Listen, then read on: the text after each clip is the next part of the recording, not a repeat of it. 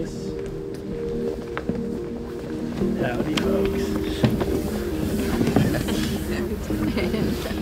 All right, well, it's an honor to sit at the table with all of you, but I got a few questions that I want to talk through. So maybe the first question would be, what was kind of the turning point of deciding I'm going to do this? I'm not just going to be someone who sends, I'm actually going to be sent.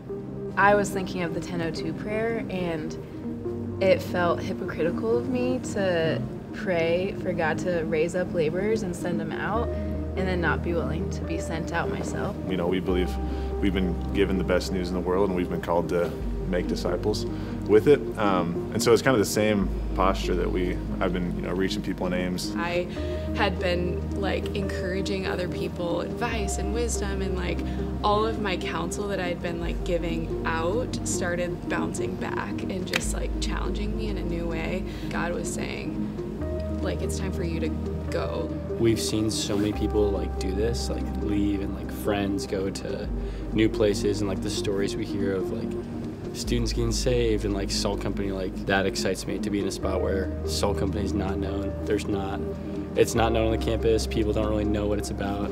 For me, it's a little different because I knew all of you were going before I knew if I was going to stay in Ames and be a sender and help with a new chapter and a new season in Ames. When Jordan Adams gave me a call about this mystery location that he was going to, because he didn't even know where he was going yet when he brought it up to me, it felt like God giving me two paths to go and kind of be sent regardless of where I was going to. What do you see on the horizon something that excites you and maybe something also that scares you? I feel like when I think about what's exciting and scary, it feels like a lot of them are kind of the same things, but I'm excited to little by little see generations become more and more oh, this is a church in Eugene, not just a church of a couple Iowans and a couple Oregonians, What I'm excited for is just the unknown of what Salt Company will be, meeting all these people and these crazy connections. They have no idea about us, no idea about Salt Company, maybe even Jesus. The scary thing is just all these people that have become lifelong, literally partners in my life, all have met in this place, and we're leaving that. Yeah, I think it's exciting for me to think about, you guys, all of us baptizing people.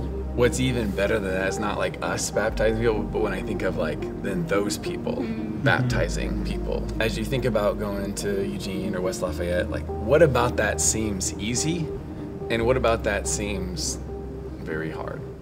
I think the team is one of the easiest parts of imagining starting a new life and starting a church and learning a new place is the people we get to do it with. It's gonna be hard along the way, but it feels easy to just be show up, be faithful, run the play, and let God take care of the results.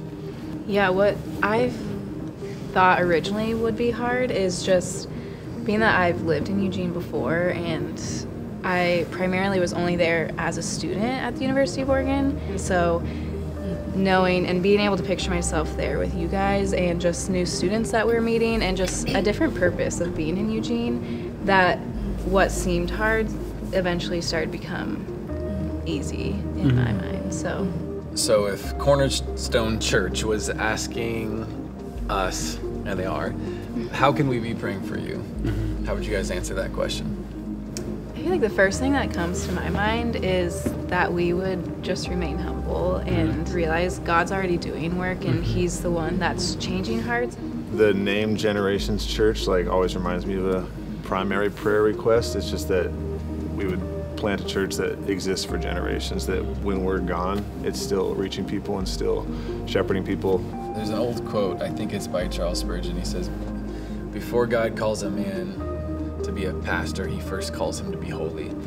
And so I've thought about that health and holiness would be central as we're trying to go do this thing, that we would not forget that. Yeah, you can pray for favor, that we would have favor with people, that draws people to want to know, why would you move here?